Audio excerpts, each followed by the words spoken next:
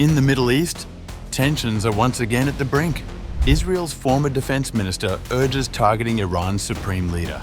A UK report warns the Islamic Republic may be collapsing after 900 executions this year. Tehran admits Washington has ignored over a dozen requests for talks. 3 fronts, 1 crisis. Iran under mounting pressure at home and abroad.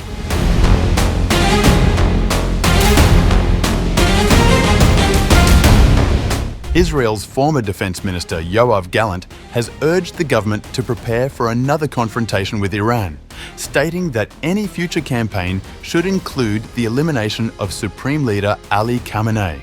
Speaking to Israeli Channel 12's Meet the Press, Gallant argued that although Khamenei survived the most recent 12-day war, Israel must factor his removal into its long-term security strategy. Gallant cautioned that Iran is likely to rebuild parts of its military capability, especially its ballistic missile arsenal, and warned that the next conflict will not resemble the last.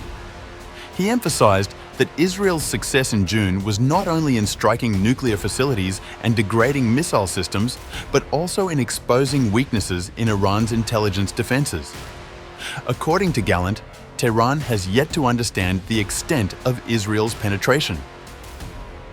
Although Khamenei was not eliminated in this round, his elimination must be part of any plan of the State of Israel if a campaign against us is launched.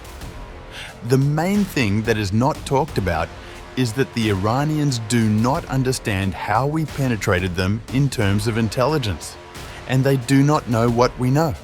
During the height of that conflict, both Israeli Prime Minister Benjamin Netanyahu and former US President Donald Trump raised the possibility of targeting Khamenei directly. In a post on Truth Social in late June, Trump suggested that if the current leadership in Tehran could not deliver improvements for its people, regime change would be a natural outcome, using the phrase, "Make Iran great again." Khamenei later re-emerged after a 3-week absence, dismissing the attacks as a failed attempt to break Iran's unity. In a speech last week, he described Israel as the most despised government globally and insisted that enemies had miscalculated the resilience of the Iranian state and its people. Today, our enemy, the one standing against us, the Zionist regime, is the most despised government in the world.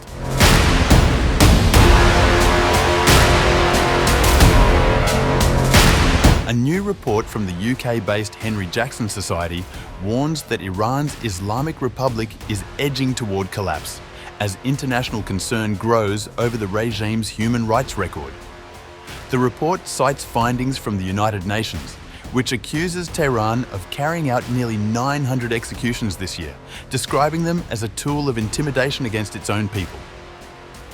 Tehran executed nearly 900 people already this year as a tool of intimidation.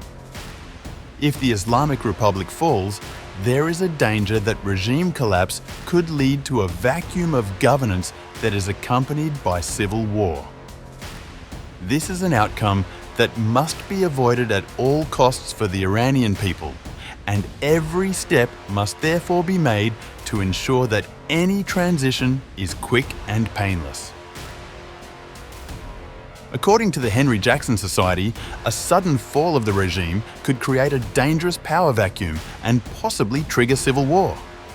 It urges policymakers to prepare for a managed transition, one designed to minimize instability and safeguard the Iranian population. The report describes the Islamic Republic as still deeply tied to the legacy of the 1979 revolution. It acknowledges that recent Israeli and US strikes on nuclear sites in June set back Iran's strategic capabilities, but argues the campaign has not eliminated the long-term threats posed by Tehran.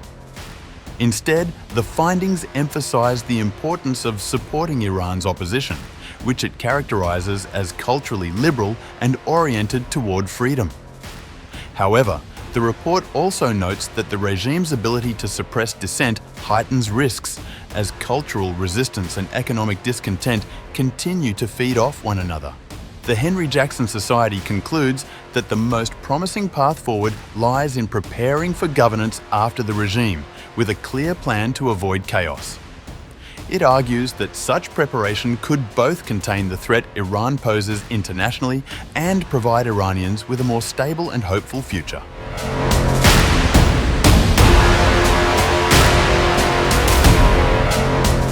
Iranian officials privately acknowledge that Washington has ignored multiple attempts to reopen nuclear negotiations, even as the threat of renewed United Nations sanctions looms.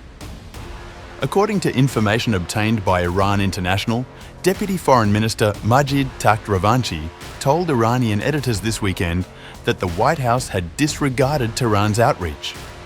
His colleague, Kazem Garibabadi, confirmed in a separate briefing that at least 15 messages were sent through different channels without a response. The revelations come as Britain, France and Germany formally triggered the so-called snapback mechanism at the UN Security Council, launching a 30-day countdown to reimpose sanctions tied to Iran's nuclear program. European governments have said that resuming dialogue with Washington is one of 3 conditions for halting the process. During earlier rounds of indirect talks, Iran refused limits on uranium enrichment, a stance reinforced by Supreme Leader Ali Khamenei, who has consistently defined enrichment inside the country as a non-negotiable red line. The US has countered with proposals for zero enrichment on Iranian soil, a condition Tehran continues to reject. Trump told reporters in July that he saw no urgency to return to talks, noting that recent American strikes had destroyed key Iranian facilities. He suggested that pressure on Tehran would be allowed to mount. Khamenei, speaking later in August, dismissed advocates of direct negotiations with Washington. He said America's hostility toward Iran was structural and unsolvable, portraying attempts at engagement as misguided and detached from reality.